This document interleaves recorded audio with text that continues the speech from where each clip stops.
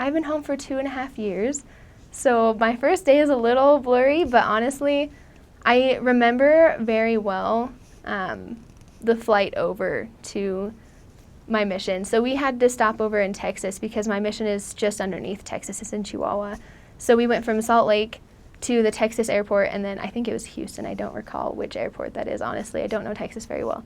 But we went from Texas then to Chihuahua, and there's an airport in the city of Chihuahua, the capital city of the state. So we landed, and we had to fill out a bunch of forms, and they were all in Spanish. So none of us obviously spoke it well enough to understand what these forms said, but they were like customs and things like that, customs forms. So my MTC companion and I were just kind of struggling through them. She actually somehow figured out a lot of what we were supposed to put and where we were supposed to put it. I think you were supposed to write down like your passport information, passport number, things like that, birthday, personal information, reason for entering the country sort of thing.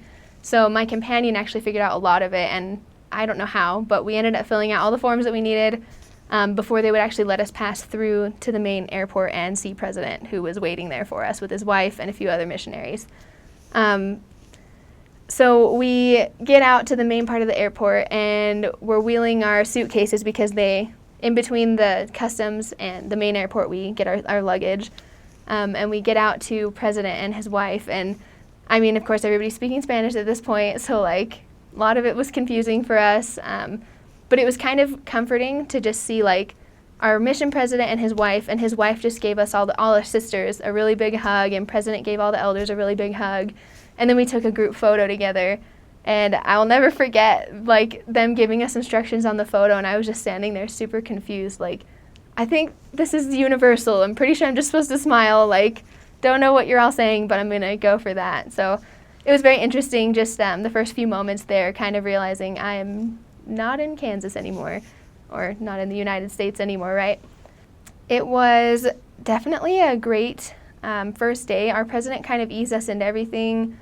He was a kind of a crazy driver, so he drove us to a restaurant for us to eat lunch there because we hadn't eaten in a long time. We had a lot of layovers and things like that. So they kind of just treat you to some food, at least in my experience. We got to go to some food, and then we went to the mission home, and we got to know President's family, actually. So he had a younger daughter, and then he had a son who's preparing to serve a mission, and he had a daughter who's about to leave for her mission. So we got to meet them, and they actually spoke very good English, which is interesting to me that their youngest actually had perfect English. So I'm not sure if it's because they sent them to school up in El Paso, Texas for a while, or if that's just like what they as a family decided to do, to be bilingual, to help out like with the missionaries. But our president spoke fairly good English, but his children definitely spoke like the best, and it was really comforting to have them kind of explaining everything that was going on to us, because there were missionaries that also arrived from other parts of Mexico or other parts of Latin America, as well as us American missionaries that all arrived at the same time. So both languages were going on, and a lot of us were just like kind of not sure what to do and how to communicate with each other.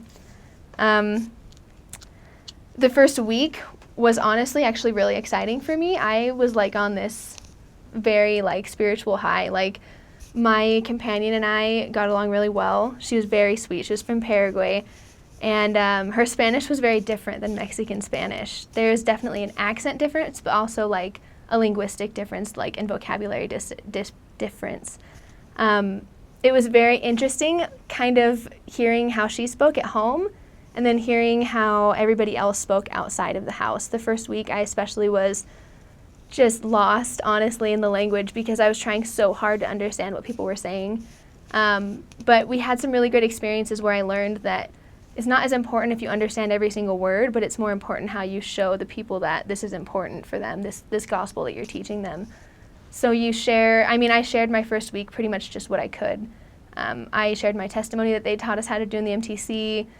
You know, I play musical instruments, so we actually met a man playing a guitar on a street corner, and my companion tells him, my companion plays guitar, and I looked at her, and the guy just offered me his guitar, and I played a hymn because that's the only thing I could think of to play, and it was a really great moment. We ended up teaching him for quite a while.